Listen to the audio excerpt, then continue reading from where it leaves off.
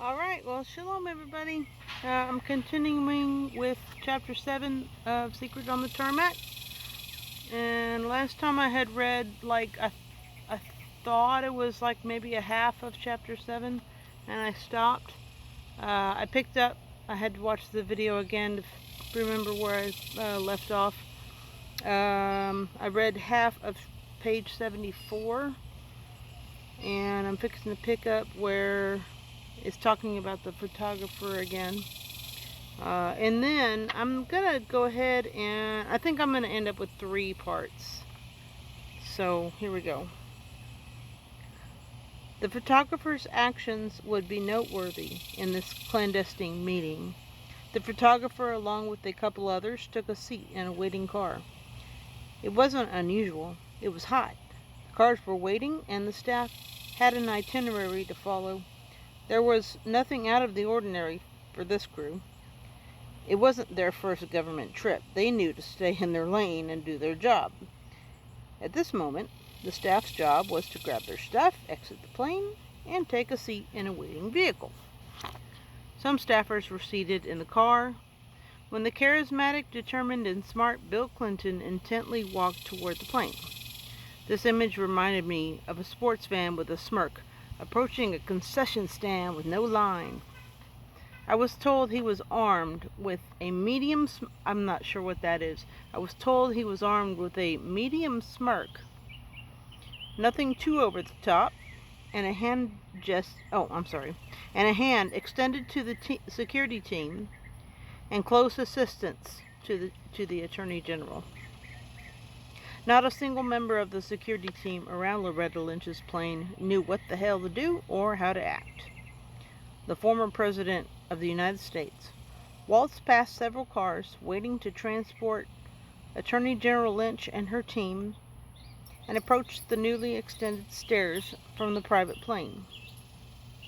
At this very moment, the former president's wife, Hillary Clinton, was on trial in the court of public opinion regarding the handling of her emails and the Benghazi controversy. The former president wasn't alone as he approached Loretta Lynch's plane. Side by side with Bill Clinton was his chief of staff. You all know who that was, right? No? It's going to be on the quiz. Side by side with Bill Clinton was his chief of staff, Tina Flournoy. The two arrived at the jet, but the FBI agent at the doorway only allowed the former president to grab the shiny silver handrail and make the final steps onto the plane. I later learned at least one member of Bill Clinton's Secret Service team quietly contacted some of Loretta Lynch's FBI security detail and notified them ahead of time of Bill Clinton's intentions to meet. The scene was a surprise to the majority of the agents and officers. Therefore, it wasn't surprising that Loretta Lynch's immediate security detail did not allow anyone other than Bill Clinton to board the plane because they did not know anything about Bill Clinton's staffer, for example. The plan called for the former president and the current attorney general to meet, not for others to be involved. Loretta Lynch was approaching the doorway herself when the surprising grin from Bill Clinton greeted her. Before she could even think about reacting, the former president was on board. At this point, one of the most influential, if not one of the most powerful men in the world was on the plane. He shook a few hands along the way with the intent of "get out of my way" in a courteous fashion. As Bill Clinton stepped on the plane, at least 2 Attorney General staffers stepped off the plane, and Loretta Lynch stopped midway through the cabin and actually took a small step back. I wonder who observed. That really kind of makes you wonder how did he get this information? And little details like that kind of tell you, yeah, actually took a small step back. The Attorney General was surprised and took a few steps backwards uncomfortably toward the rear of the plane. Members of the security team and Loretta Lynch's own staff members walked around repeatedly, saying, "No photos." It was repeated at least 3 times and aimed at everyone with a beating heart. In a heart-stopping moment, "No photos." It wasn't stated in a mean way or a militaristic way. It was just a simple statement everyone knew came with complex issues and the potential of significant problems if one photo was snapped. No one except for the staff photographer traveling with Loretta Lynch actually had their camera on the ready. Of course, everyone had a cell phone, but the pilot staffers and assistants didn't have their phones out like a bunch of Instagram influencers. Nobody had their irises focused on a lens, and it was clear no one would be snapping a single frame, including the professional photographer assigned to be there, or a staffer looking for a cool selfie. The OPA, Office of Public Affairs, supervisor, traveling with Loretta Lynch, told the staff photographer there would be no pictures. The staff photographer was near the vehicle for members of Loretta Lynch's staff when the supervisor ordered the staff photographer to get into the vehicle. The photographer obliged and got back into the staff van and did not raise the camera. It was a tense moment, never expected to be revealed publicly.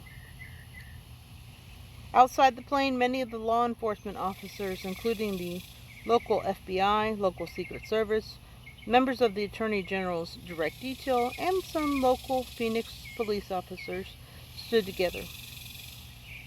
Amid the impromptu meeting of law enforcement alphabet agencies, one asked, "What do you think they're talking about?" Another said, "This is not good." At least one of the federal agents made a call to advise a superior about the meeting due to concerns it was inappropriate and feared it could be labeled as criminal. Most of those in the group wanted no part of the situation. The agent who made the call never told anyone in the gathering how his superior reacted. Sources told me the agents and cops were reminded to stay in their lane and do their job, which was to protect the dignitaries and make sure the scene was secure. Even the FBI agents on the ground knew this was odd. After all, they were standing outside 2 private planes in 107-degree heat. Yeah, but it was a dry heat, right? And I'm sorry.